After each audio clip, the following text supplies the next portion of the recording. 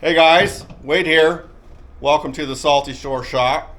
This is the second to the last major project update video that I'll be doing. Point of administrivia.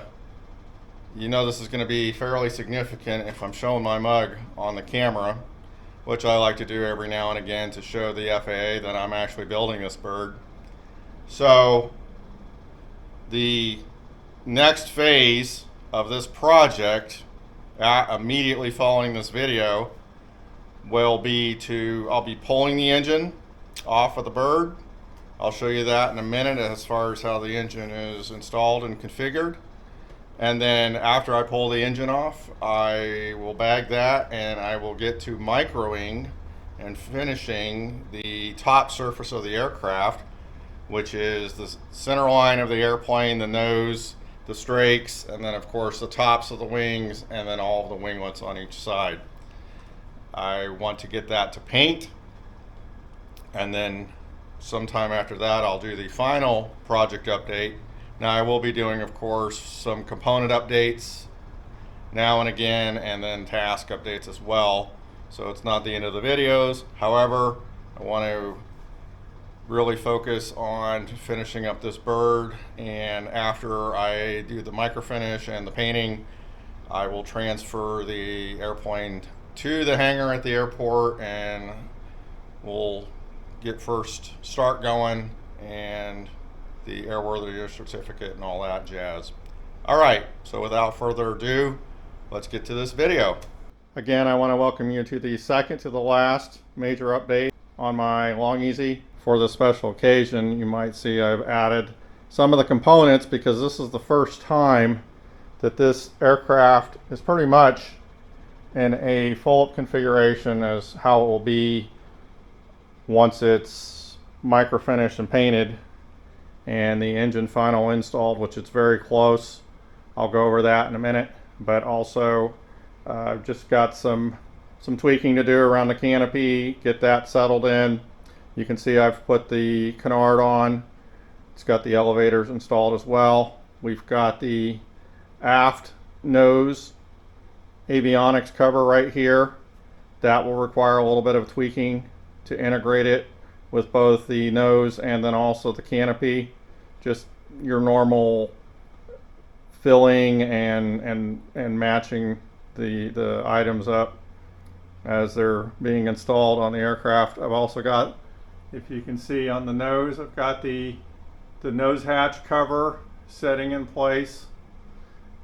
And so here it is.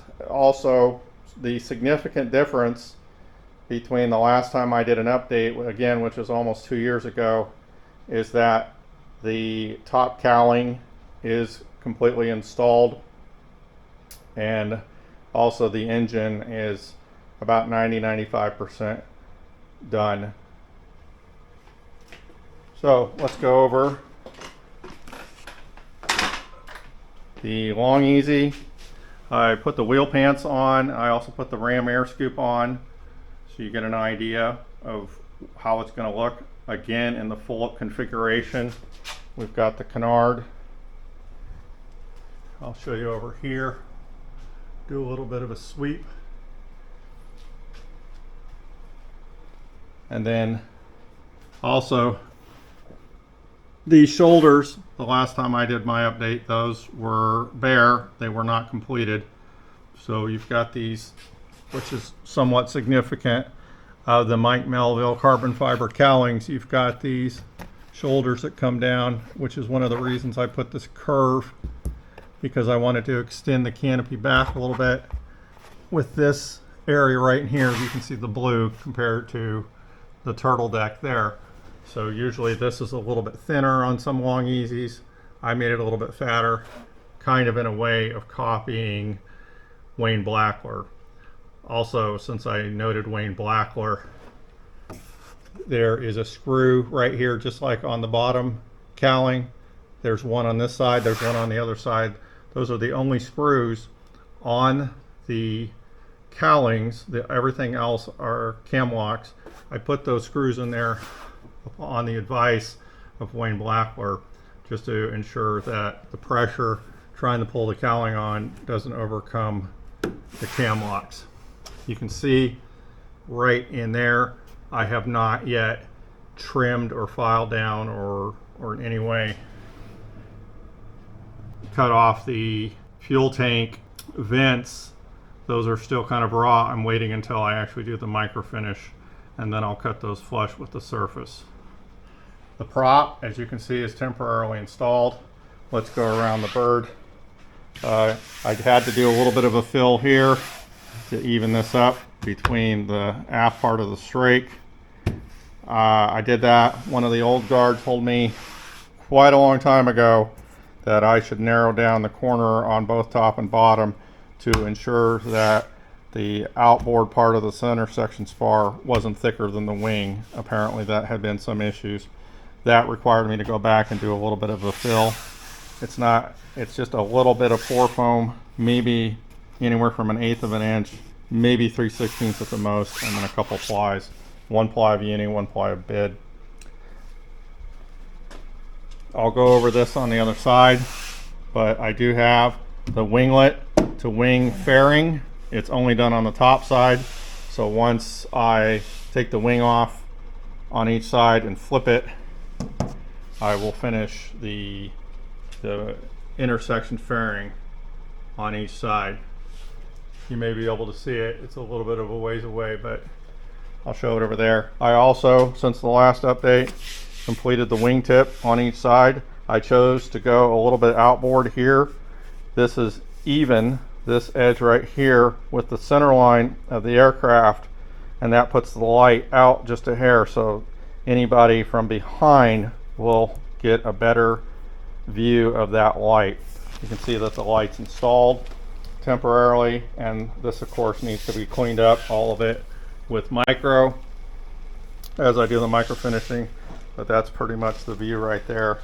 Again, some folks take all this and just bring it in at an angle. It does look very clean, and all of this just kind of flows together. And then there's another style which I chose, which kind of looks like the winglet is coming up out of the actual wing, and then there's a more of a hard edged wing, so that's what I chose.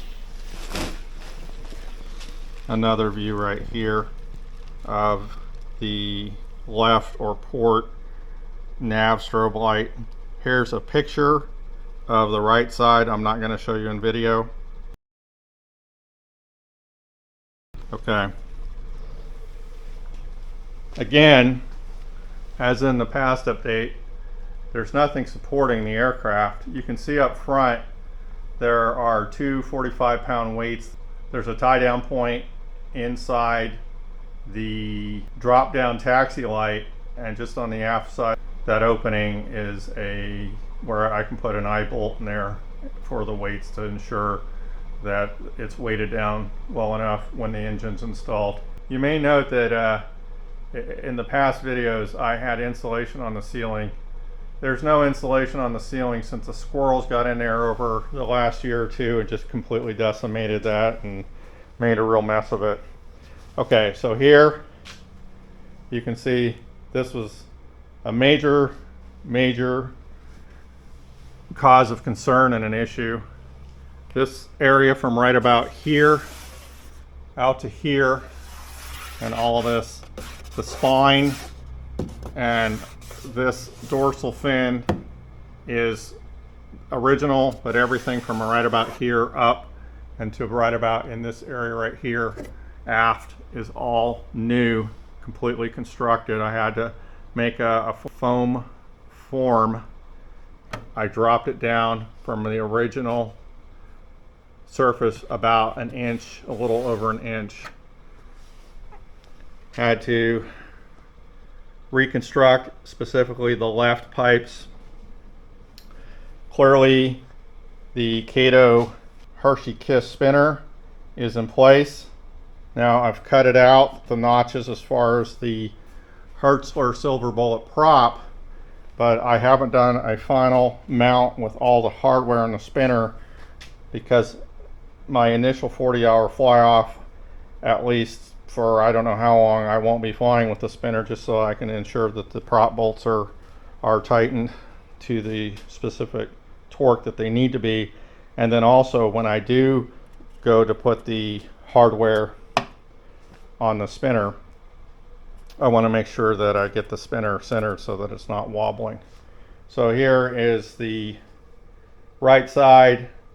Now when I set the exhaust pipe brackets, I went a little, just a hair low on the exhaust pipes. At some point I may try to lift those up just a hair. Maybe we're talking 1/4 of an inch at the most is all I can do. But at some point I will try to get those. I realized that they were set just a hair low.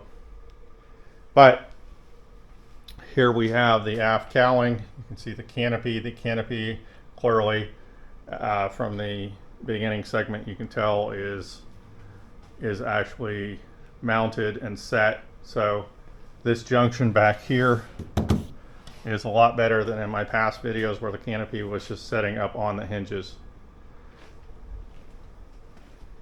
On this side here, this is the winglet to wing intersection fairing. Again, I have to do the bottom side. I haven't done that yet. So that's pretty much it as far as what's going on with the exterior part of the aircraft.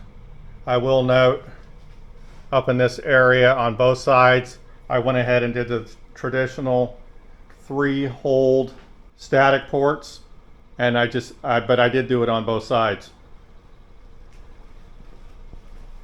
Also on this top cowling, the last time I took it off, I somewhat casually took the cowling off, and it was about 3 minutes and 30 seconds taking all these out. Now when I took these out, I actually put them in a cardboard card that I have to secure all these. When these are actually installed, of course, they'll have the rings on the other side to secure them, so I'll just have to pop them, and then I won't have to actually remove them and put them in the card. So about 3.5 minutes to get the top cowling off. On the bottom side here we have the oil cooler. It's a 13-row oil cooler. It's in the exact spot pretty much because of this preformed little louver here that hangs down into the airstream.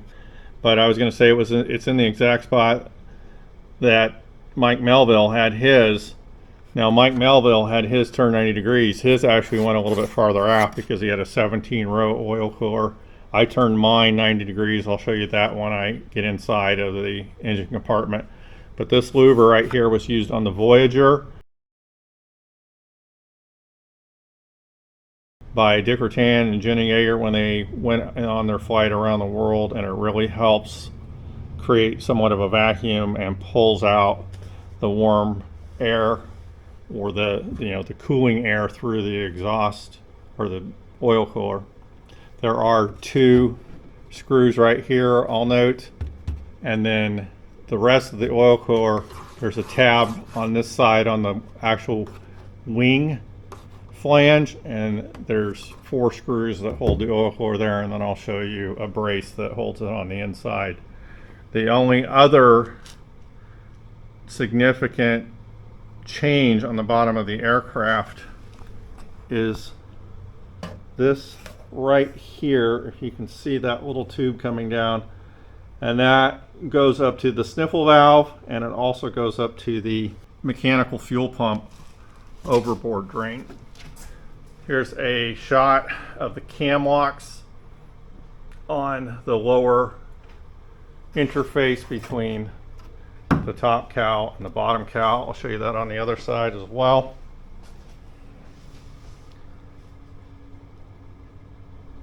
And that's it. So let's go ahead. First off, if you can see it, there's a little tab right there, and that goes to the oil check door, and I'll set the camera up and we'll go over the oil check door. Okay, so I'm going to cover the opening and closing or securing of the oil check door. I will note that I recently reconfigured and reset both the securing side of the inside wire, both on the aft side of the door itself, and on the front side. in trying to get this door to sit more flush and more secure. It worked, but it took a number of days to get that done. So what I'm going to do is I'm going to reach inside here. I'm going to grab that little tab on that wire. There's a clip in there also that makes it, especially now because it's a fairly new carbon fiber clip. Okay, now that I've released the wire out of the clip and I've got my finger on the tab, watch the door. I'm going to slide this wire aft. And there you have it. So I can get in here, check the oil with the dipstick, secure it back, close this back down, and then I will simply just push back in on this tab right here.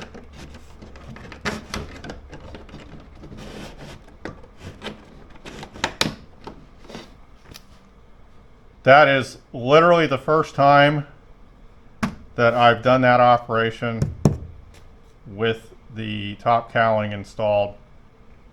Up until I reinstalled this cowling, I still had the tape, as far as the Gorilla duct tape, on the oil door from when I had worked on it, and then I just set it aside and moved on to some other stuff. With that, I'm going to go ahead off camera. I'm going to take the top cowling off, and then we'll take a look at the engine. Okay, with the top cowling off, I wanted to show you the inside, specifically with the configuration with these rib baffles. I don't know if I've shown them on video, but because this is inverted, this is the left side here, then we have the right side here. They're not super tall or super, well, you get the idea. Then there's the front here, and then these line up just hovering over the metal baffle walls, which I'll show you in just a second, with the baffle seals. And then of course we have the pull tab here, which I've already shown you, and it's seated in its clip. And then we have the emergency little tab right here to make sure that this thing doesn't exit out too far into the prop if it happens to come undone with the clip on the aft side. And then of course we have the oil check door from the inside. Okay, so here we are at the engine compartment. Clearly a few different distinct completions and milestones inside this engine compartment. Number one being the installation of these baffle walls. These are the aluminum baffle walls.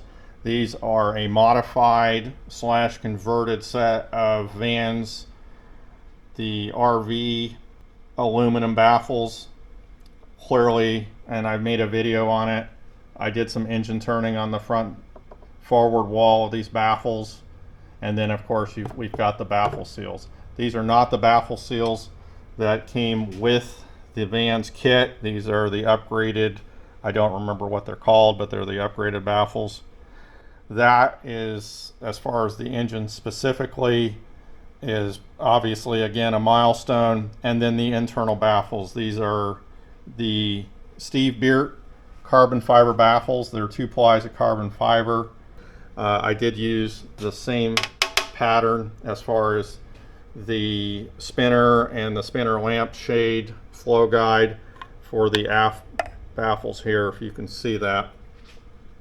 So I did use Steve's actual molds for those baffles, and I did consult with him quite a bit as I was going through the process of making these and installing them. Then clearly what's held me up for a good almost 2 years is the configuration in this super tight cowling of the exhaust pipes. I just posted a video on the brackets here. I'm still waiting to get these things welded up, which I plan on doing over the next month to 6 weeks. But I've had to cut and slowly and painstakingly set these exhaust pipes into position. They're also cut to length. And then again, I dropped the cowling and rebuilt the aft approximate half to 2/3 of the cowling. So I'm going to start on the left side. I'm going to try to kind of knock this out and get through it. So the blue spark plug cables are the electro air spark plugs. These are not the spark plugs that will be in there. I'll do a quick aside. Yes, I have my fuel injection distributor or fuel distributor slash spider on top. Again, I covered that in a video as per my discussion with Booley, who was a cozy builder slash flyer. He had his fuel injection spider up top for quite a while, many years, never had an issue. The one minor issue you may have is on a hot start. So these are double insulated, and these are some high-end insulation.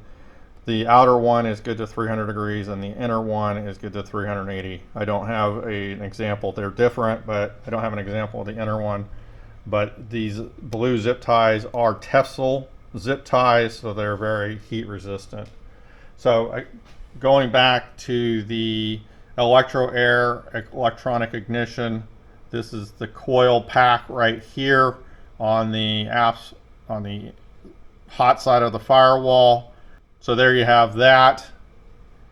And then I did swap out the oil dipstick check tube, the level check tube, I guess you'd call it. This anodized gold is a superior product. I don't have the number off the top of my head. Clearly it's a lot taller than the old one, which was the Lycoming stock black plastic one. I was looking around because the threads are actually different. I found on the Vans RV forum, a number of people are using this somewhat cheap, but it's 6061 aluminum and it's got the right threads. This is a 3/16 inch replacement that I had originally bought for the original dipstick, the Lycoming dipstick. But so I assembled this, I mounted it and threaded it and all that to get the actual 3/16 inch diameter 6061 actual dipstick to mount to this thread to this cap right here. But it seems to work fine. I have not marked it yet because I'm going to wait until I can put the nose of the aircraft down into somewhat of the grazing position that I would be using when I would normally do my pre-flight.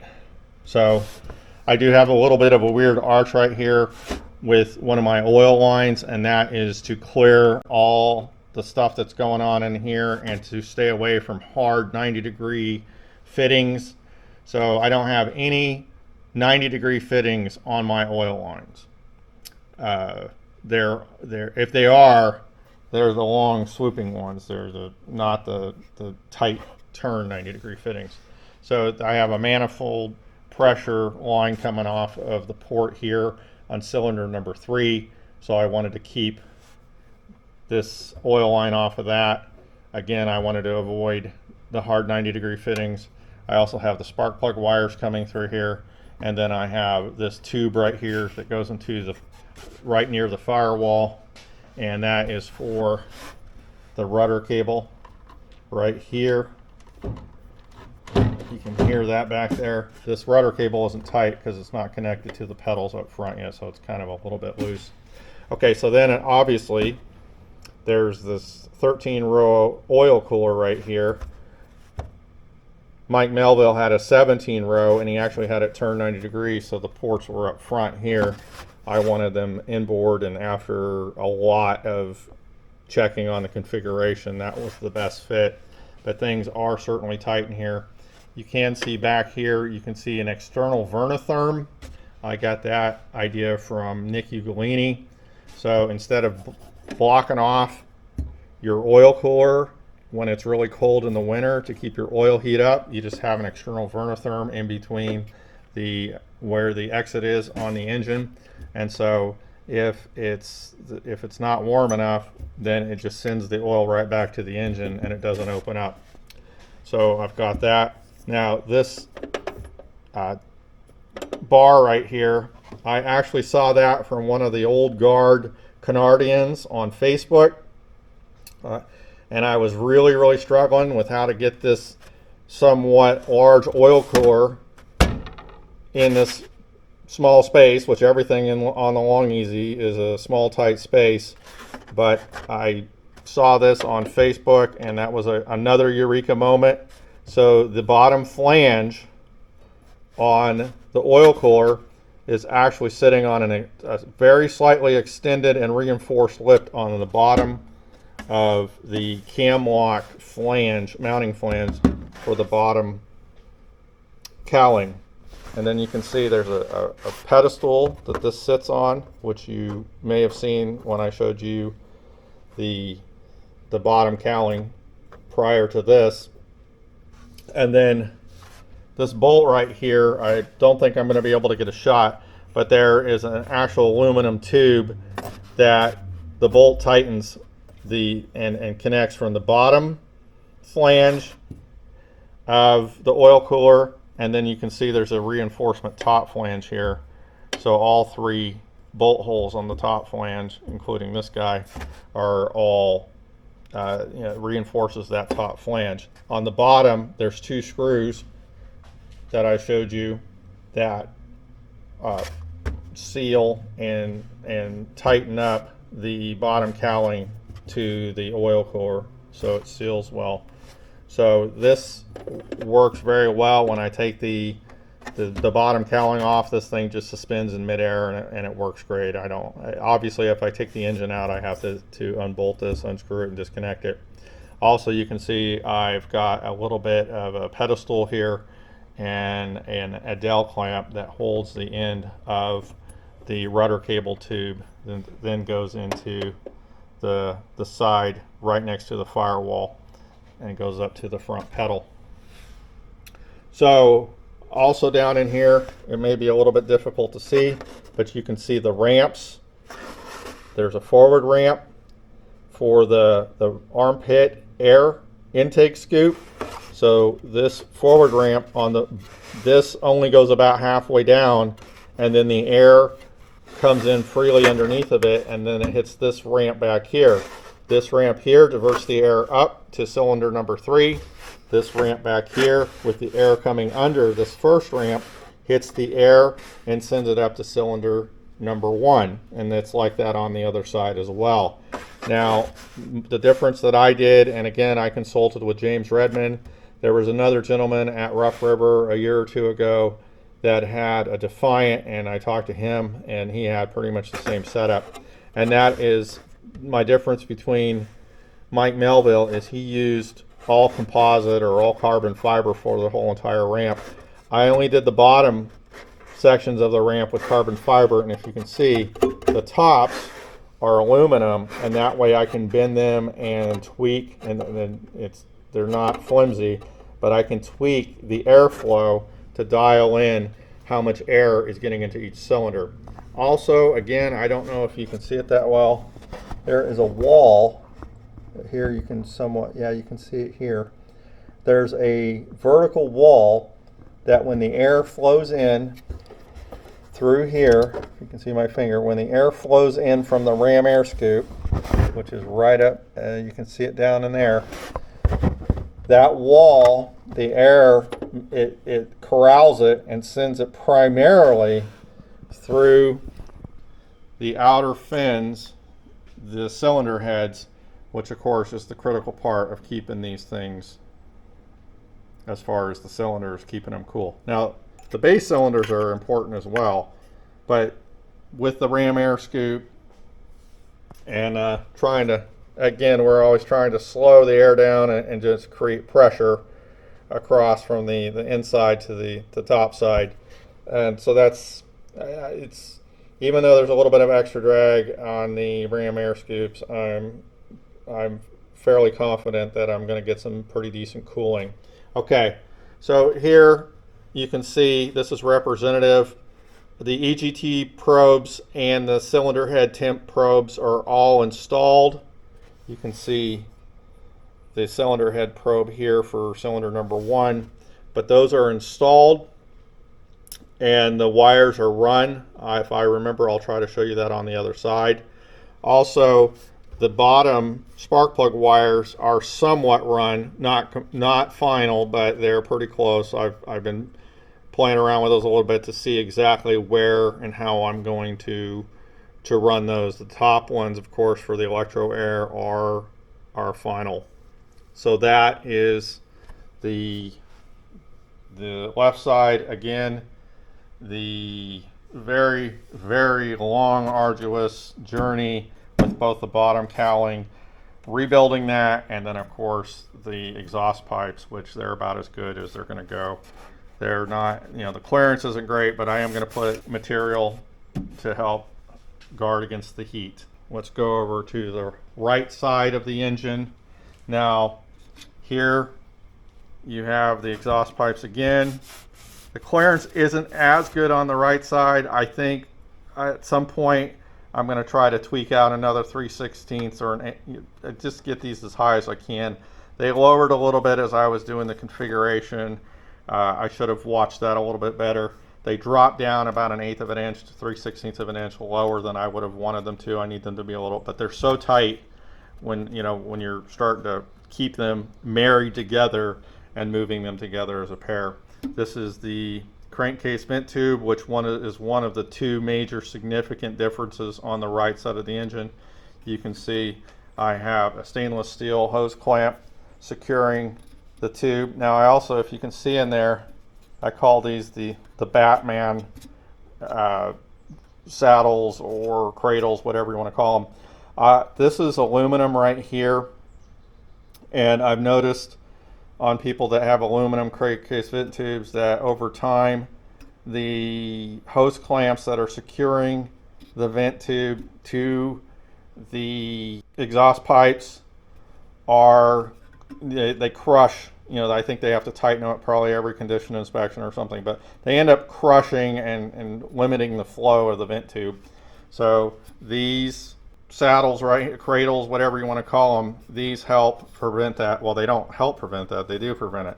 There's a little bit of a bite that this has here on the crankcase vent tube, and then you can see there's another one here where these, right after the junction of where the two exhaust pipes meet.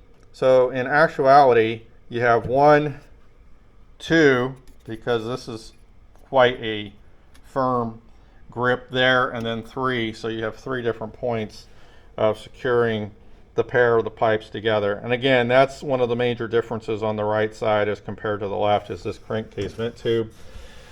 This is the rubber tube that exits out the top. If you can see it, it's kind of hard to see, but the top here. So you got the crankcase vent tube that comes down, and then you have, and then this is a wire grip here with the clamp type tool there. Again, the CHT and the EGT probes are in and wired, and that is, if you can see back there, that gray bundle right there, that's all the wires. And then they go into, which I haven't explained yet, but I have basically two for 90% of the wires on this. I have one on the left, which is the power, all the power wires, and then on the right is all the data. I have 2 circular plugs that go into the firewall, and then I have maybe 3 or 4 cables down below, which are your ground cable, and then the big cable that goes to the starter, and then the alternator cable, and then the small cable. That's it. So 4 wires external to all the other that go through those 2 plugs.